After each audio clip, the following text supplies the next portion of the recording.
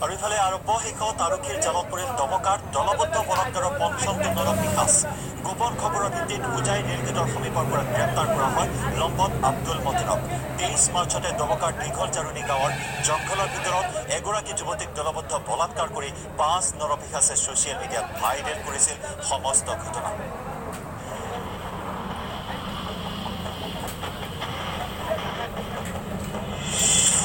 আৰক্ষীৰ জালত দমকা ধৰ্ষণ কাণ্ডৰ পঞ্চমটো নৰপিশাচ। ধৃত ধৰ্ষণকাৰীটোৰ নাম আব্দুল মতিন। হোজাই ৰেলগেটৰ সমীপৰ পৰা গ্ৰেপ্তাৰ আব্দুলক। অৱশেষত আৰক্ষীৰ জালত পৰিল দমকা দলবদ্ধ ধৰ্ষণ কাণ্ডৰ পঞ্চমটো ধৰ্ষণকাৰী আব্দুল মতিন।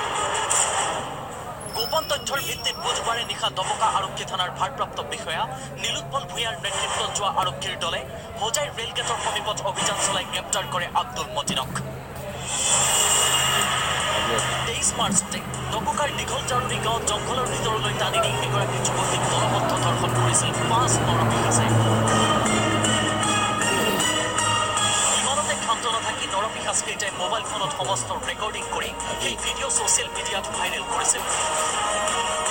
অত্যধিক ভাইৰেল হোৱাৰ পিছত ভুক্তভোগী যুৱতীয়ে দাখিল কৰিছিল এজাহাৰ।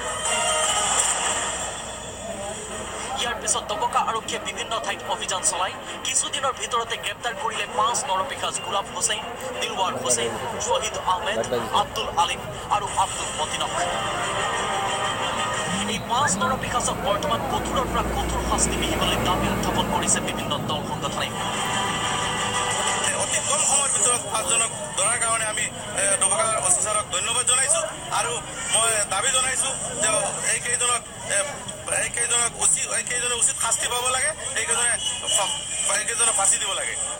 আমি দাবী জনাইছোঁ যে এই জঘন্য কাণ্ডৰ লগত জড়িত থকা যি দুষ্ট চক্ৰ গোটেইকেইটা কৰায়ত্ব কৰা হৈছে, গতিকে অতি কম সময়ৰ ভিতৰত গোটেইকেইটাক দৃষ্টান্তমূলক শাস্তি দিবলৈ আমি আলোচনা দাবী জনাইছোঁ। ইতিমধ্যে ধৃত অভিযুক্তকেইটাই দণ্ডাধীশৰ সন্মুখত প্ৰদান কৰিছে অকপট স্বীকাৰোক্তি। জঘন্য কাণ্ড সংঘটিত কৰা 5 অভিযুক্তই শীঘ্ৰেই শাস্তি পোৱাটো বিচাৰিছে দমকাৰ সচেতন লোকে। দমকাৰ পৰা Abdul Hakim, news 18, Assam north east.